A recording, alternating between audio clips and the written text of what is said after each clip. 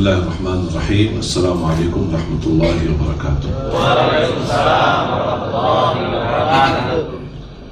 Alhamdulillahi rabbil alamin. Asyhadu an la ilaha illallah wahdahu la syarika lah, waliyus salihin, wa asyhadu anna sayyidana wa nabiyyana Muhammadan abduhu wa rasuluh as-sadiqul amin. Allahumma salli wa sallim wa barik ala sayyidina Muhammad wa ala alihi wa sahbihi wa man tabi'ahum bi ihsanin ila yaumiddin. Subhanaka la ilma lana illa ma 'allamtana innaka antal alimul hakim. Yang saya muliakan, saya banggakan Pak Direktur Utama Kereta Api Domestik yang insyaAllah dimuliakan dan diberkahi Allah Subhanahu Wa Taala, dan semua para dirut yang hadir. Mohon maaf saya tidak sebut satu persatu. Mudah-mudahan semua yang hadir menjadi orang yang mulia di sisi Allah Subhanahu Wa Taala. Amin. Saya bangga sekali di waktu yang begitu padat.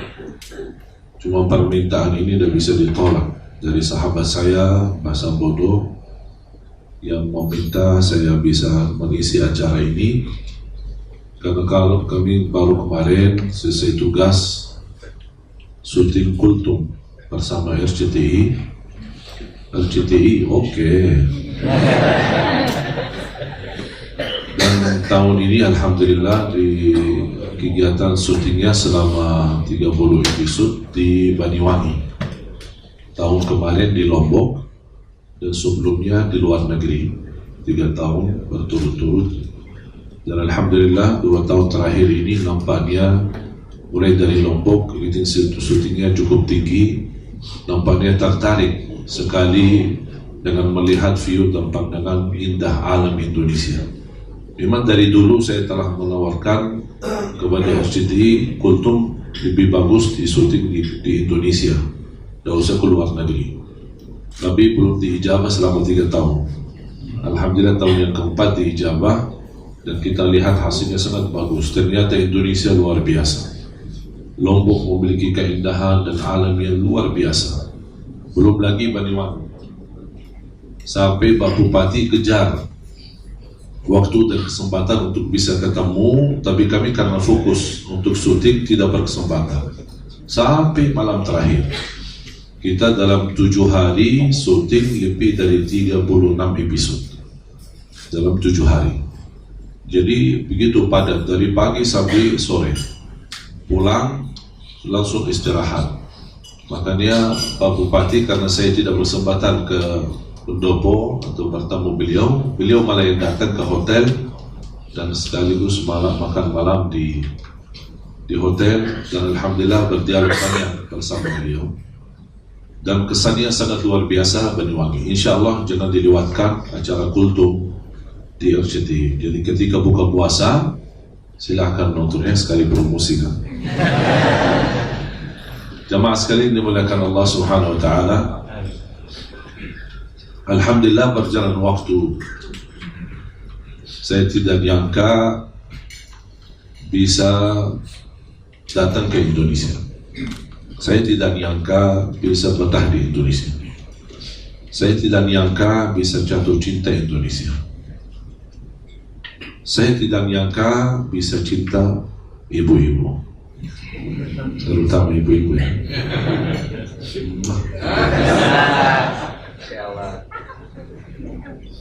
Jadi subhanallah berjalan waktu, dan selama saya di Indonesia saya menemukan sejarah keluarga. Ternyata dari kakek dan ayah kakek saya kelahiran Lombok, jalur lewat ibu saya. Jadi ibu saya tidak pernah cerita kami punya jalur keluarga dari Lombok. Bahkan ayah kakek saya dibunuh penjajah Belanda ketika dia mengumpulkan orang Sasak di Lombok untuk melawan penjajah Belanda. Dibunuh dan punya makam besar di Ampenan. Makanya ketika saya bertemu Pak Jokowi, saya sampaikan saya sebenarnya keturunan pahlawan tapi belum terdaftar.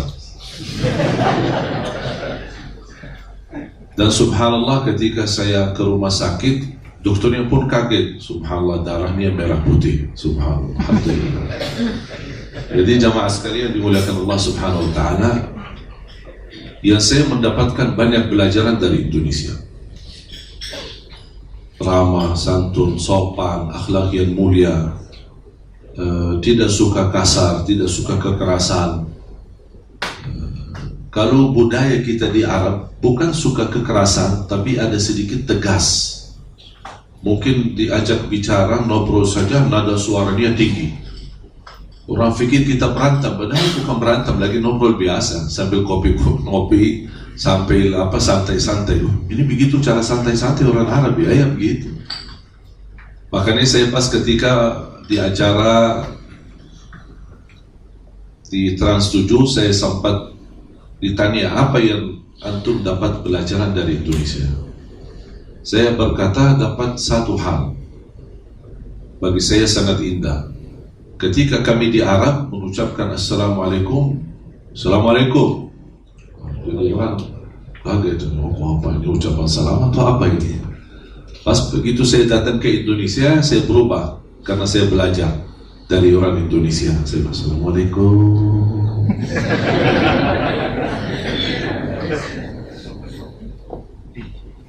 Dan ini salah satu sebenarnya nikmat karunia, bukan sebuah kebiasaan, tapi menurut saya ini anugerah dari Allah Subhanahu wa Ta'ala.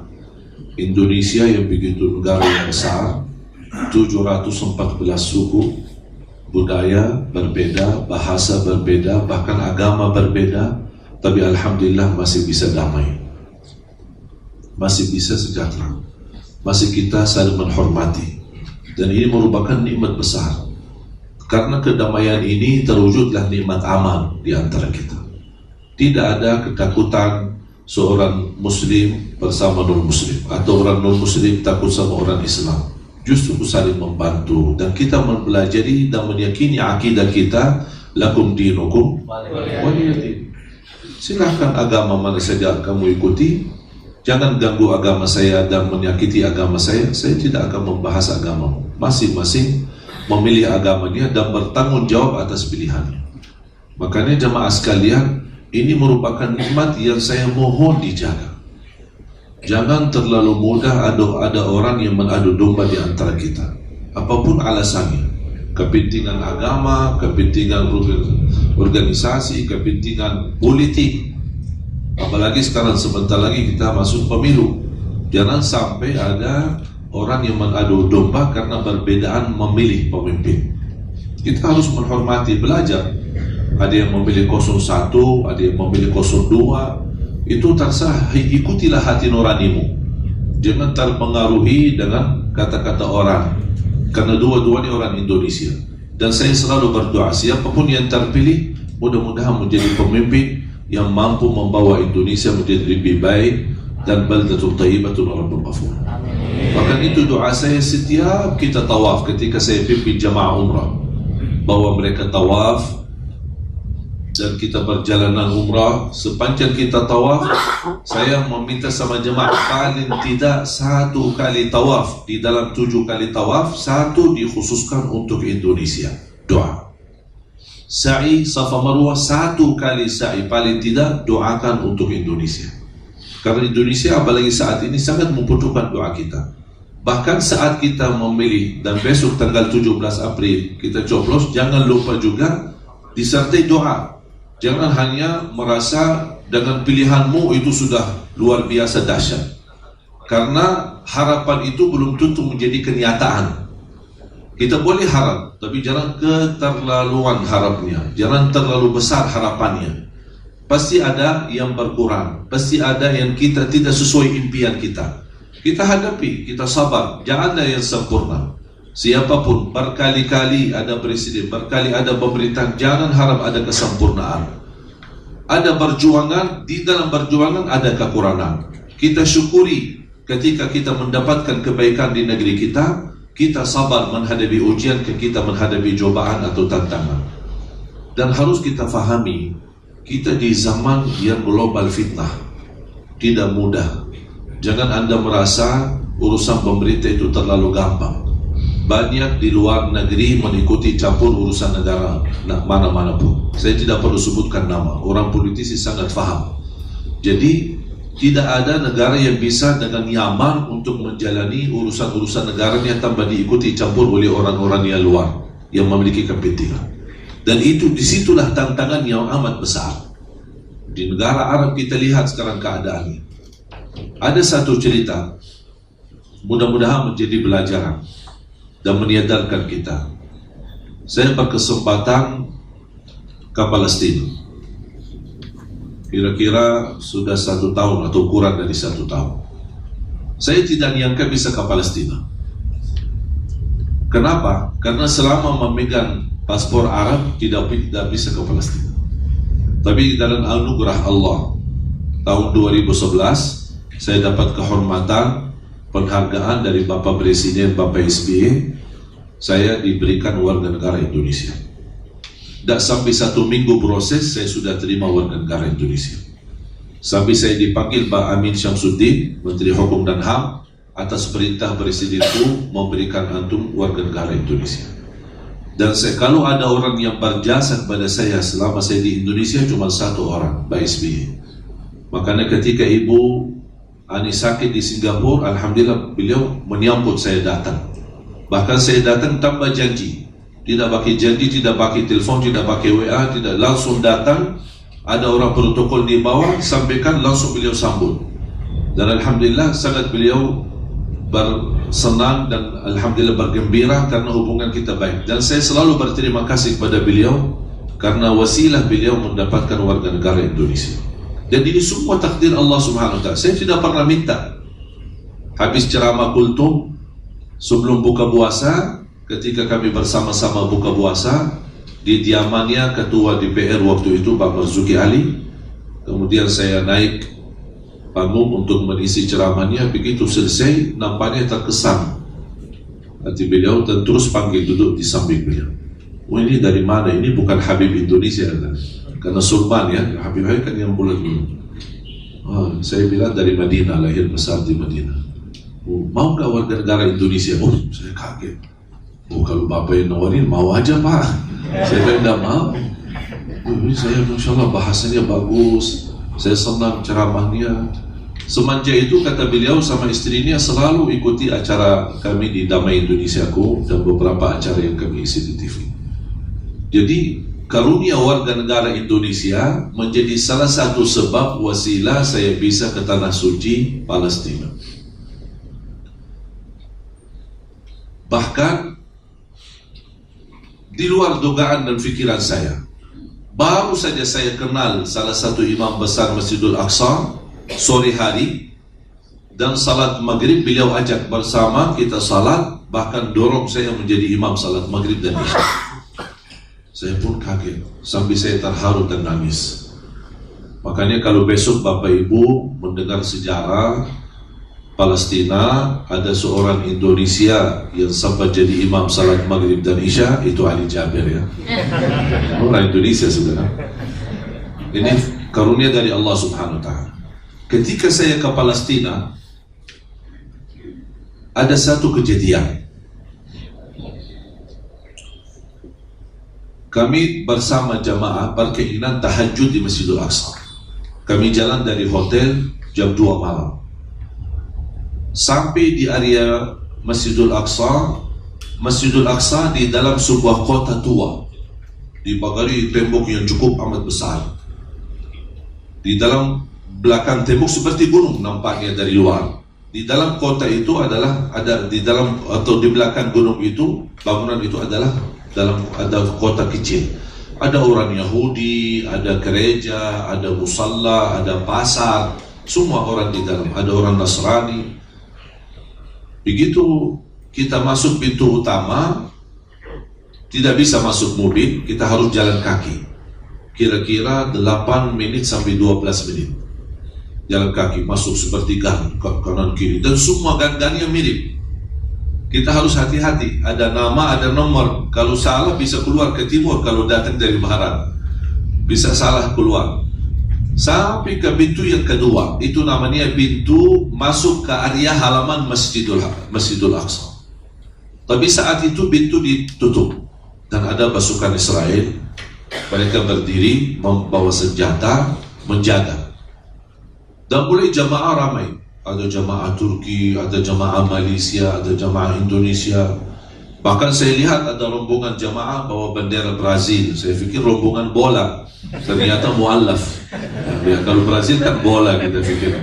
Ternyata muallaf. Saya langsung bersyukur, subhanallah, Islam sampai ke Brazil. Itu tanda perkembangannya Islam di mana-mana luar biasa. Nampaknya di luar Islam berkembang, tapi negara Islam sendiri mulai mundur malah. Kita harus hati-hati, jangan sampai kita kalah sama orang yang di luar. Apalagi Indonesia dikenal negara yang terbesar penduduknya umat Islam. Hampir sampai dari jam 2 lebih sampai kira-kira jam 4. 2 jam Quran kita berdiri. Sampai mulai jamaah gelisah. Pintu tidak dibuka. Pasukan Israel menjaga dan mereka bersenjata. Kami kita bisa lawan, tidak bisa apa-apa. Sampai ada satu orang di samping saya, seorang bapak, barangkali usianya 70 lebih, orang Palestina.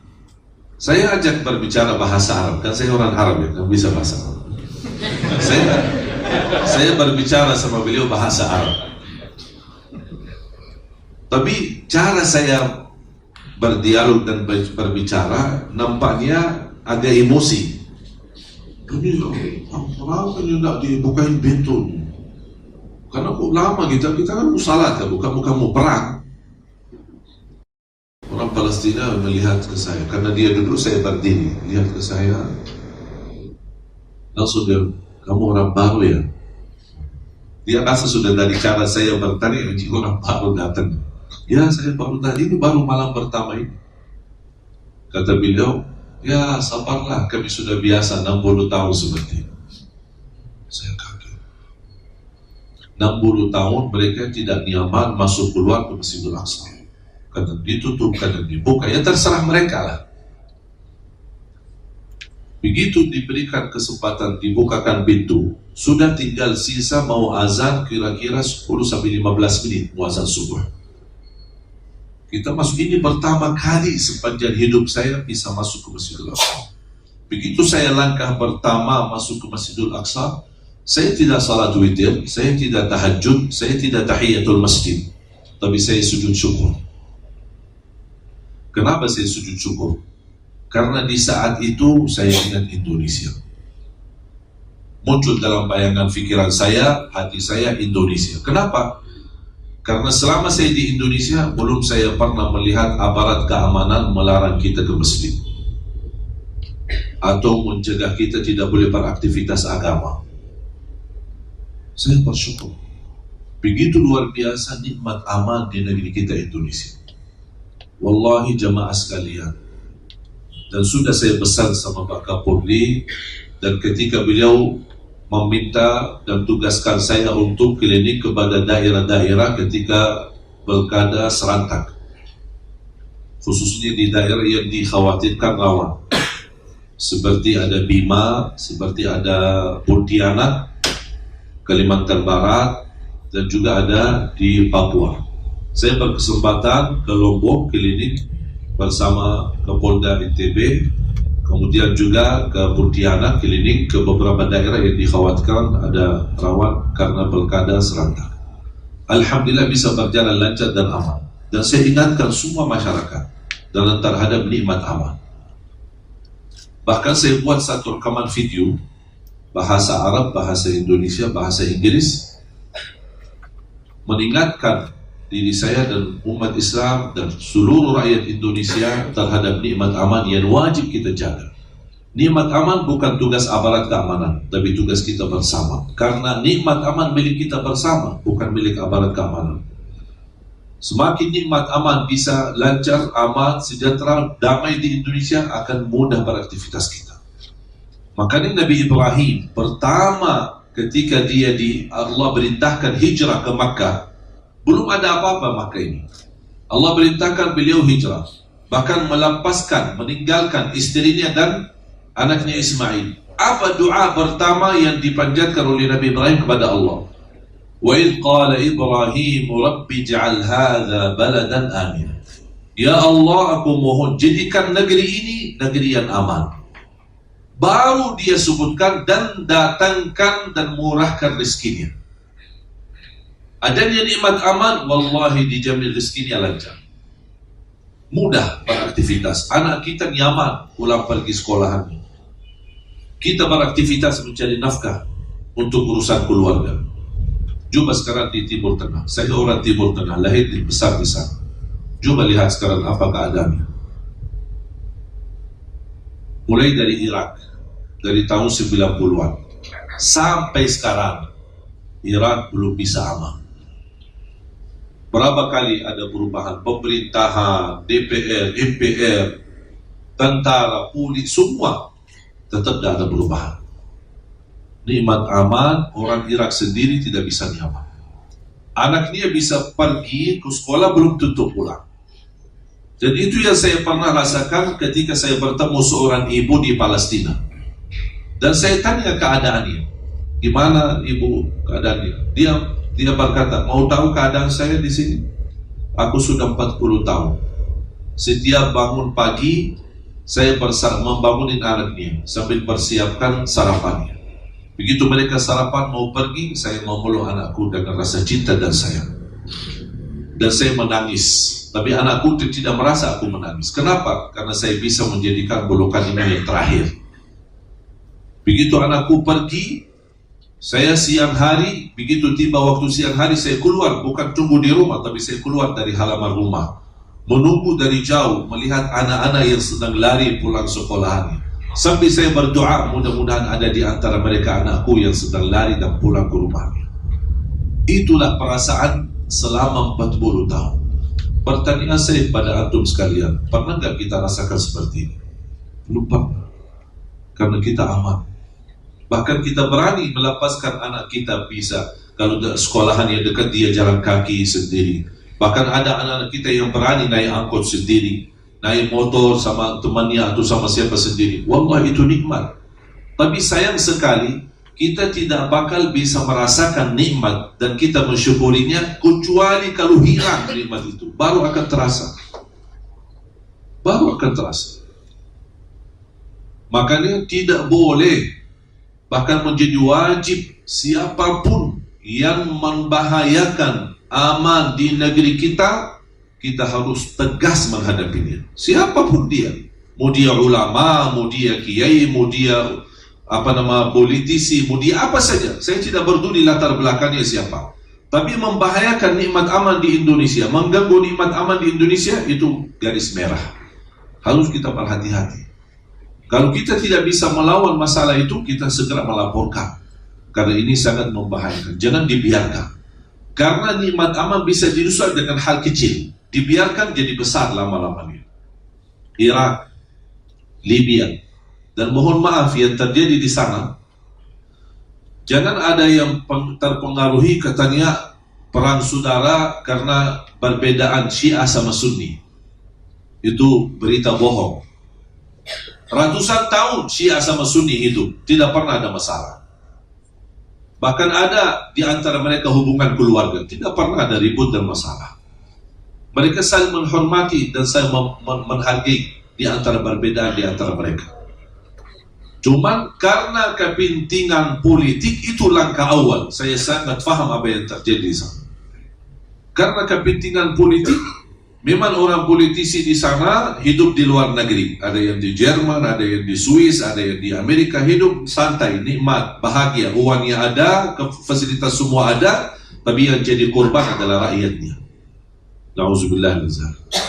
Irak, Libya, Tunisia, Yaman, Suria, sekarang mulai Sudan, mulai Jazairia, dan kita tidak tahu selanjutnya sampai mana.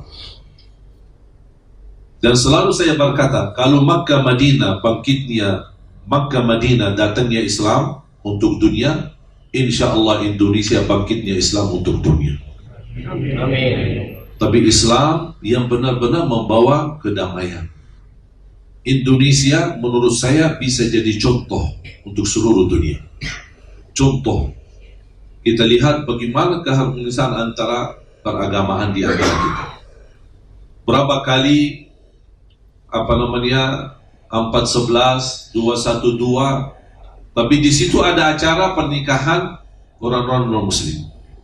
Walaupun umat Islam sedang demo, tapi ada orang Muslim berani melewati mereka, bahkan dikawal sampai masuk gerejanya. Ini nampaknya kayak ini belum ada di mana-mana, hanya di Indonesia. Dan ini nikmat wallahi besar. Saya begitu melihat hal-hal seperti ini, saya bersyukur, sujud syukur lillahi ta'ala. Karena ini anugerah dari Allah SWT. Jangan sampai ada orang yang mencabutnya. Kalau kita tidak menghargai nikmat aman, tidak mensyukuri nikmat aman, akan Allah Subhanahu wa ta'ala cabut nikmat aman tersebut. Makanya jemaah sekalian, mari kita sama-sama rapatkan saf kita. Ada perbedaan, ya tetap ada. Jangan ada yang merasa besok Muhammadiyah sama NU akan bersatu, satu pandangan, satu fahaman, satu otak. Tidak bakal. Bahkan itu tidak bisa. Karena itu lawan sunnatullah. Sunnatullah harus ada perbedaan. Ada direktur utama, ada semua staf-stafnya, ada jajarannya semua, tapi pasti ada perbedaan. Ketika ada meeting, pasti ada beda pandangan, beda pendapat. Dan kembali kepada yang bersangkutan untuk mengambil keputusan terakhir yang bisa menjadi kemaslahatan umum. Tapi ini kembali termasuk apa yang saya sampaikan. Saya yakin tidak 100% yang ada di sini menerimanya. Pasti ada yang punya pendapat sendiri, ada punya masukan, ada punya tambahan, ada yang merasa ada yang kurang. Itu wajar, karena kita beda otak, beda berpikir. Dan mungkin kita maksa-maksa semua harus satu pikiran, satu pandangan. Tapi yang kita bisa jaga adalah satu hati. Satu hati untuk mencintai, saling menghormati, walaupun beda pandangan. Bolehkah saya minta kertas putih? Kalau ada spidol sekalian, saya mau kasih satu pelajaran. Mudah-mudahan menjadi sebab terbuka wawasan. Saya sendiri termasuk orang yang lahir besar di tanah suci Madinah. Dan dalam kesempatan ini saya undang Anda semua, undangan terbuka untuk umum, silakan insyaallah makan malam di rumah saya di kota Madinah. Tapi kalau soal berangkat, kalau soal makan insyaallah gratis, soal berangkat bayar masing-masing. Karena saya punya kebiasaan ketika ada jamaah, saya semua ajak ke rumah. Bahkan pernah ada jamaah kurang lebih 800 orang, ketika kami umrah, saya ajak ke rumah dan saya sembelih unta untuk jamaah. Jadi makan malamnya daging unta dan susu unta. Pulang ke hotel sudah pingsan. Sakit kuat dagingnya unta. Tapi alhamdulillah masih sehat semua. Alhamdulillah. Kembali ke tanah air semua sehat. Ketika saya hidup di Madinah, memang mohon maaf perbedaan budaya ada antara Madinah sama Makkah, termasuk menjalani ibadah, menjalani sehari-hari Islam, perbedaan mazhab. Ketika saya datang ke Indonesia, jujur saja awal-awalnya semua saya melihat sesuatu yang berbeda. Langsung kesan saya, apa Islam saya di Madinah yang benar atau Islam di Indonesia yang benar? Aku kayak apa, bingung gitu. Jangan-jangan Islam di Indonesia itulah Islam yang baru. Sampai menjadi tantangan di dalam hati saya. Bagaimana bisa saya sesuaikan antara budaya Indonesia sama budaya di Arab. Begitu saya kembali ke Madinah, saya bertanya sama guru saya. Beliau ketawa. Ya, memang di situ beda mazhab. Kita di Arab mengikuti kebiasaan mazhab Hambali. Kalau di Indonesia mazhab Syafi'i. Jadi wajarlah kalau ada perbedaan. Ketika saya di situlah belajar perbedaan itu. Saya menemukan ternyata selama saya belajar sampai kuliah di Arab masih bodoh. Belum belajar apa-apa. Ternyata agama ini sangat luas. Dengan berbeda wawasan, berbeda pandangan, berbeda mazhab, terus saya bertambah belajar. Makanya bagi saya Indonesia karunia dari Allah karena membuat saya tetap belajar. Dan bisa habis umur kita belum tentu habis belajar. Saking begitu luas pemahaman agama. Saya kasih contoh sederhana. Untuk bagaimana, karena di Indonesia, saya lihat di Indonesia belum belajar menerima perbedaan. Jadi seolah-olah saya yang benar, yang lain harus ikut saya. Kalau tidak berarti Anda sesat. Anda masuk neraka. Mohon maaf ya. Kalau tidak ikut saya berarti Anda tidak benar.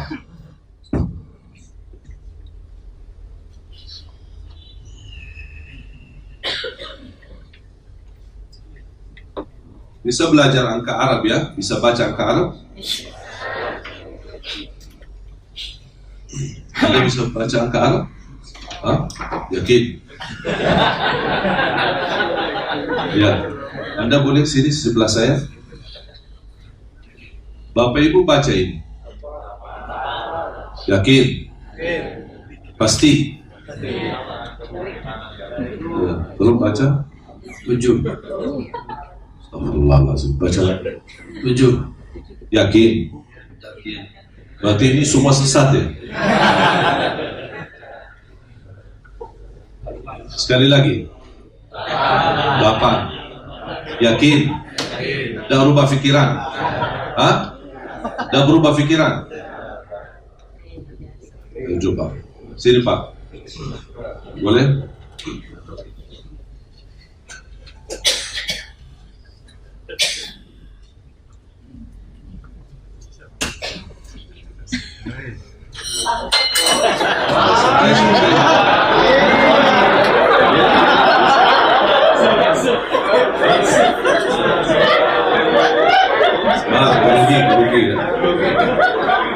Boleh baca? 7. Barusan katanya tidak berubah pikiran. Bapak berarti mohon maaf tidak konsisten dong.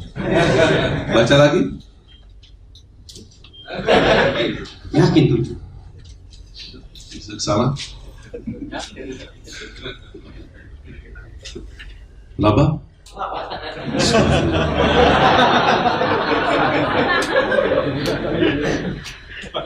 Ada perbedaan tidak? Kira-kira bisa disepakati tidak ini? Apa kira-kira solusinya untuk mensepakati masalah ini? Ada yang baca 8, ada yang baca 7. Hah? Berarti pindah posisi. Pindah posisi. Boleh pindah. Contoh, daripada kita ribut, maksa, aku baca 8, dia baca 7, dan saling menyesatkan, kita mudah sekali, Pak, sini, datang, boleh nggak datang sebelah saya? Begitu dia datang, oh ya, udah selesai masalah. Masalahnya kita sangat susah untuk mengajak bersama.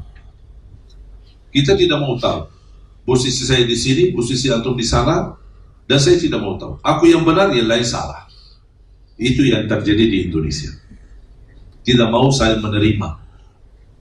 Beda pandangan berarti beda baca.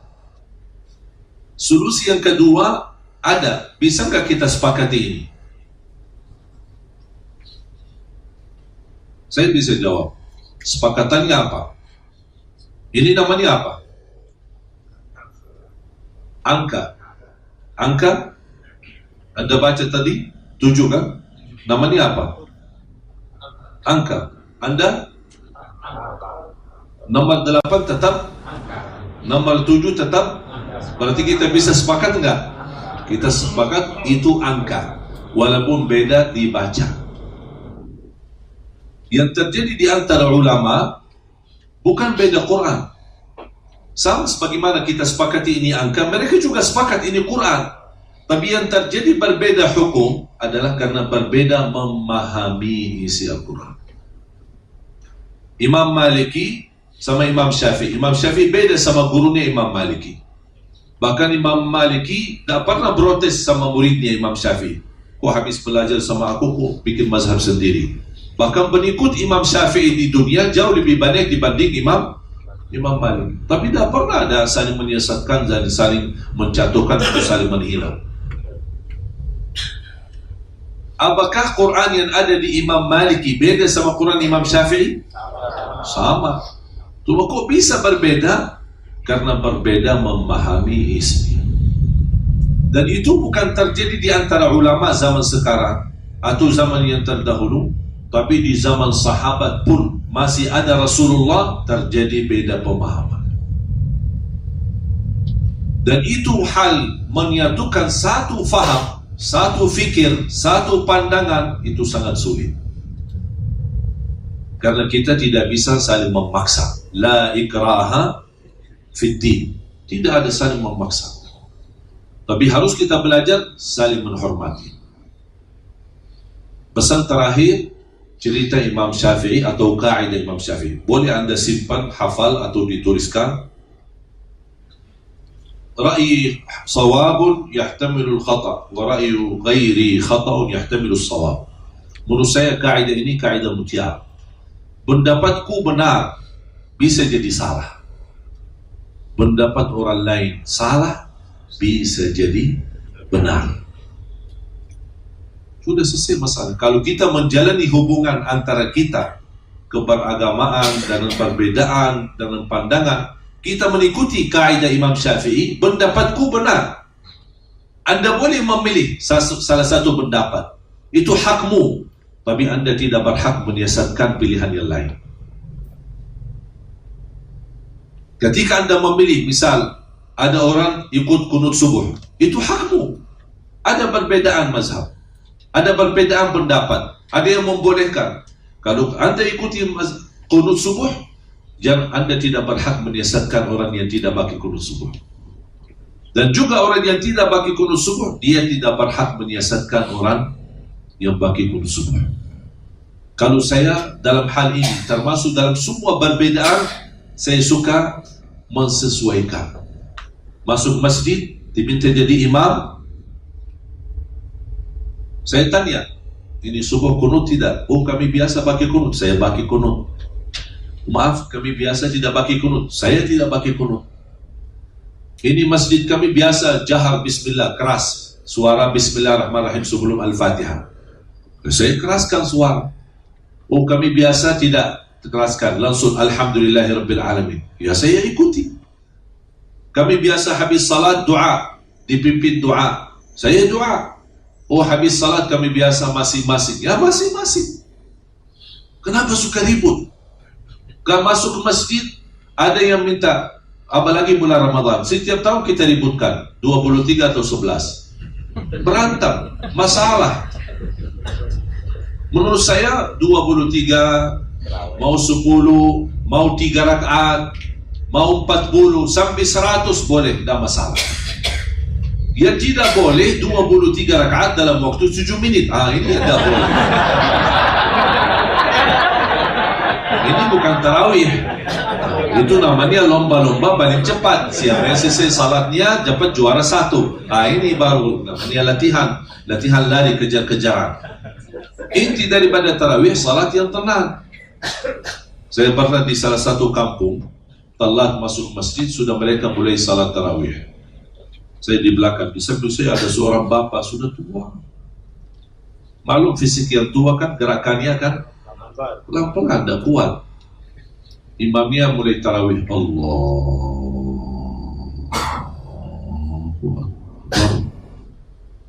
Terkesan di hati saya, Masya Allah, nampaknya nikmat. Pas begitu mulai, Bismillahirrahmanirrahim, Astagfirullahaladzim, baru enak takbirnya, tenang, lama, kupas baca durut. Bahkan saking cepatnya saya tidak bisa mendengar. Waladhdallin. Oh, ini Al-Fatihah. Pas begitu amin langsung Bismillahirrahmanirrahim. An-Na'im apa itu? Alhaakumut takatsur. Saking cepat, ya Allah, Masya Allah. Aku sudah berusaha paling cepat, tidak bisa, sampai kehilangan kalimat-kalimat dan huruf-hurufnya. Allahu Akbar, saya baru mau ruku, sami Allahu liman hamidah. Yang saya, kalau masih saya kuat ikuti imam, kasihan yang bapak sebelah saya. Pas begitu bapak turun, mau ruku dah jadi, bangun berdiri. Astagfirullahaladzim. Pas imam dia begitu berdiri, dia langsung sujud. Saya kejar sujud. Kita selesai 2 kali sujud, bapak kan masih turun. Belum sampai ke sujud, imam sudah naik rakaat yang kedua. Naik lagi. Dah jadi sujud. Ya Allah, Bapak dah jadi rukuk, dah jadi sujud. Pas rakaat yang kedua, saya megang tangannya, Pak, kita pulang aja deh. Lebih baik salat di rumah. Luar biasa, capek kalau seperti beliau. Padahal salat tarawih itu menurut saya kesempatan luar biasa untuk semua jamaah yang awam khususnya berkesempatan belajar cara baca Quran. Coba bayangkan orang yang buta huruf atau tidak pernah bisa baca Quran selama 30 malam atau 29 malam. Kita ikuti mendengar bacaan yang fasih, yang enak didengar, terharu ketika simak bacaannya fasih. Wallahi bakal bisa belajar. Paling tidak bisa baca, karena sudah berkali-kali dengar ayat tersebut. Paling tidak Al-Fatihah, kalau bisa sempurnakan Al-Fatihah saja selama bulan Ramadan, itu sudah hadiah besar dan karunia dari Allah Subhanahu wa ta'ala. Makanya jemaah sekalian, ketika Anda mau salat tarawih, jangan cari masjid yang paling cepat ya. Cari masjid yang sedang-sedang lah. Saya tidak berkata yang panjang-panjang ya. Jangan diributkan. Yang mau 11 boleh, yang mau 23 boleh. Jangan diributkan. Anda ikuti apa kira-kira selera hatimu, apa yang kesenangan hatimu. Anda melihat 11 itu jauh lebih bagus, lebih afdal, lebih khusyuk, lebih nikmat daripada lama-lama tapi buru-buru, silahkan. Anda merasa sudah saya terbiasa 23, juga silahkan. Jangan kita saling mencari kesalahan dan saling menyesatkan. Agar kita melalui bulan suci Ramadan, insya Allah mendapatkan barakahnya, diampuni dosanya, dibersihkan hatinya, dan diterima amal ibadahnya sepanjang bulan suci Ramadan. Kita menyambut hari raya Idul Fitri, Allah turunkan malaikat membagikan hadiah bebas dari neraka jahanam. Itu yang harus kita selalu fokuskan dan targetkan. Bukan kita fokus berapa sudah salat tarawih, berapa kita jumlahnya, berapa kita dan ributnya. Dan mudah-mudahan insyaAllah dengan pertemuan ini bisa tambah terbuka wawasan kita. Kita bisa belajar saling menghormati. Ketika Anda mendapatkan sesuatu ilmu yang baru atau mendengar sesuatu yang baru bagimu belum terbiasa, jangan buruk sangka. Tapi Anda boleh berkata, barangkali saya belum tahu ilmunya. Barangkali bagi saya ini baru pelajaran baru bagi saya. Dan silahkan belajar. Kalau saya usulkan, semua ustaz tanpa kecuali, semua habaib, semua kiai, semua guru, jangan Anda milih guru yang Anda suka. Kalau Anda milih guru yang Anda suka, berarti semua apa yang dia sampaikan benar, tidak ada yang salah. Kenapa? Karena Anda suka. Begitu disalahkan, gimana ini guru saya dong, tidak ada yang salah. Ini bahaya. Tapi Anda belajar bukan karena guru, tapi belajar isinya. Dengar isinya, bermanfaat, ambil. Tidak bermanfaat, buang. Dan tidak menyentuh orangnya sendiri atau ustaznya. Tetap kita hormati semua ustaz. Tetap kita cintai semua ulama. Tetap kita menghormati semua para guru. Ada kekurangan? Ada. Ada yang maksum? Tidak ada yang maksum. Hanya satu yang maksum, Nabi Muhammad SAW. Ada yang keliru? Ada. Ada yang salah? Ada. Termasuk saya. Kalau ada yang salah saya sampaikan, Anda mendapatkan yang lebih benar, Anda ikuti yang benar. Jangan fanatik kepada siapapun. Agar kita bisa mempelajari agama, fanatiknya itu milik Allah dan Rasulnya. Kita boleh fanatik untuk Allah dan Rasulnya, tapi bukan untuk orang siapapun dia. Tidak boleh kita berfanatik. Dan mudah-mudahan kita terus semangat belajar. Di setiap kesempatan Anda belajar, dan terus belajar. Dan subhanallah, semakin banyak belajar akan terasa diri semakin bodoh. Dan karena ilmu itu tidak ada habisnya.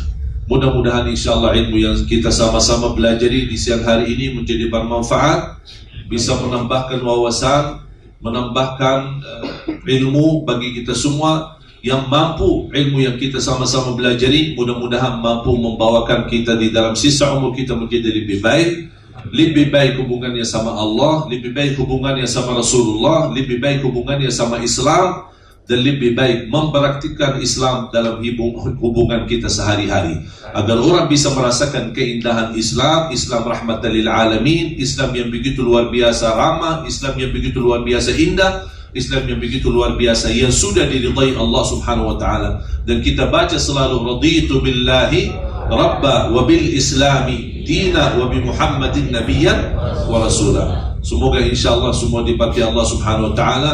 Ya Allah ya Arhamar Rahimin, aku mohon untuk semua yang hadir, ya Allah ampunilah segala dosanya, muliakanlah dunia dan akhirat, sucikanlah hati kami ya Allah, sihatkan badan kami ya Allah, berikan panjang umur dalam keadaan sihat wal afiat, sampaikanlah kami kepada bulan Ramadan dalam keadaan sihat wal afiat, kuatkanlah kami agar mampu menjadikan Ramadan ini yang terbaik bagi kami dan bagi umur kami. Berikan kepada kami kemampuan menjalani ibadah Ramadan ini ya Allah dengan sebaik-baiknya, dan terimalah segala amal ibadah kami, maafkan kekurangan kami, ampunilah segala kesalahan dan kekurangan dan dosa-dosa kami ya Rabbal Alamin. Ampuni kedua orang tua kami, ampuni saudara kami muslimin, muslimat, mukminin, mukminat yang hidup maupun yang telah wafat. Ya Allah ya Arhamar Rahimin, anugerahkan kepada kami pemimpin di Indonesia, pemimpin yang taqwa, pemimpin yang adil, pemimpin yang amanah, pemimpin yang jujur, pemimpin yang ikhlas untuk agamamu dan ikhlas melayani rakyatnya ya Dzal Jalal wal Ikram, yang bisa membawa Indonesia menjadi makmur, barakah, baldatun thayyibatun, rabbun ghafur birahmatika ya Arhamar Rahimin. Rabbana atina fid dunya hasanah wa fil akhirati hasanah wa qina adzaban nar. Wa sallallahu ala sayyidina nabiyina Muhammadin walhamdulillahi rabbil alamin. Mohon doa restu, insyaallah kami terus menjalani program pembinaan dan mencetak 1 juta penghafal Al-Quran. Dan alhamdulillah program ini sudah berjalan, dan alhamdulillah banyak yang terlibat membantu dan juga terlibat menjadi orang-orang yang insyaallah berduri untuk mewujudkan 1 juta penghafal Al-Quran. Cita-cita saya semua masjid di Indonesia akan diimami oleh imam penghafal Al-Quran. InsyaAllah memang angkanya besar, tapi saya percaya dan yakin ketika kita mulai pasti akan tercapai. Sejauh apapun kalau tidak berlangkah awal tidak akan sampai. Pengalaman saya di program kami pembinaan tunanetra. Tunanetra saya mendapatkan data, walaupun belum valid, lebih dari 3 juta tunanetra berada di Indonesia. Saya sudah berhubungkan dengan Kementerian Agama, dengan Kementerian Sosial dari waktu Bapak Dr. Salim Jufri, tapi sampai sekarang belum saya mau menerima data yang valid. Yang hanya kami terima baru kurang lebih 37.000 yang validnya. Dan masuk kami melibatkan ada satu lembaga ITMI, Ikatan Tunanetra Muslim Indonesia. Dan alhamdulillah pertama kami bergerak sudah 3 tahun. Ketika kami mulai memang tidak ada respon. Sumpah sampai saya berkali-kali mengajukan permohonan untuk bertemu Bapak Presiden 3 tahun yang lalu. Saya dipanggil ke istana, malah saya dipertemukan sama Pak Luhut. Saya minta lagi, kira-kira 6 bulan kemudian saya dipertemukan lagi sama Pak Luhut. Saya minta lagi untuk bertemu Presiden, saya dipertemukan lagi dengan Pak Wiranto. Dan sampai sekarang belum ada respon untuk program itu. Akhirnya saya terpaksa jalan. Mau tidak mau harus saya jalan. Alhamdulillah banyak warga besar dari PLN yang ikut terlibat, banyak dari perusahaan BUMN yang alhamdulillah juga ikut terlibat, dari TNI juga ikut terlibat, ada juga dari Pak Kapolri sendiri, Wakapolri Pak Safruddin, dan juga banyak polda-polda di Indonesia yang juga ikut sampai di Raja Ampat. Dan alhamdulillah kami berhasil membagikan Quran Braille digital sudah lebih dari 28.000 Quran Braille digital untuk mereka. 28.000 itu sudah menghabiskan lebih dari 30 miliar, dan tidak ada satupun dana yang kami dapat anggaran dari pemerintah. Ketika saya mulai memang angkanya besar, tapi saya tidak melihat angka besarnya, tapi saya fokus mulai saja dulu. Alhamdulillah begitu mulai, ternyata dalam waktu cepat kepercayaan jamaah di seluruh Indonesia, dari majlis-majlis ta'lim, dari warga-warga, dari teman-teman sahabat, alhamdulillah ada yang wakafkan 1 Quran, ada yang wakafkan 2 Quran, sampai bisa tuntaskan sejumlah yang seperti itu. Dan alhamdulillah sekarang mulai program berangkatan umrah dan insyaAllah haji. Saya kemarin lama di Arab, saya sudah mengajukan permohonan kepada kerajaan untuk mendapatkan kemudahan haji tunanetra gratis menjadi tamu kerajaan. Dan saya sudah melibatkan beberapa imam besar Masjidil Haram agar mereka bisa memberikan wasilah dan syafaatnya agar bisa dimudahkan. Dan alhamdulillah sudah 2 angkatan yang sudah diberangkatkan umrah gratis kemarin. Terakhir langsung ditanggung oleh Bapak Kapolda Riau yang membiayai 25 orang umrah gratis. Dan alhamdulillah mereka begitu luar biasa dahsyat ketika mereka di tanah suci dan tanpa dikawal, hanya mereka sendiri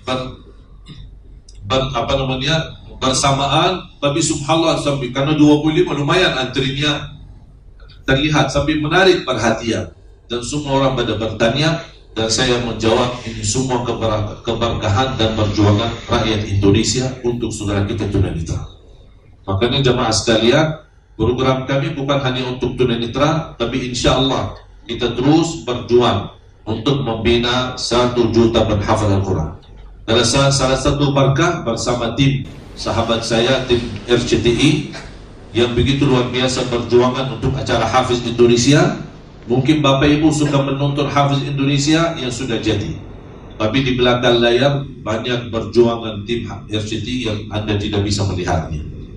Begitu luar biasa, mendatangi mereka kampung-kampung, desa-desa, provinsi, kota, kabupaten, menumbuhkan mereka, mendatangkan mereka sampai ke Jakarta, melatih mereka, memimpin mereka sampai puluhan, bahkan sampai ratusan orang.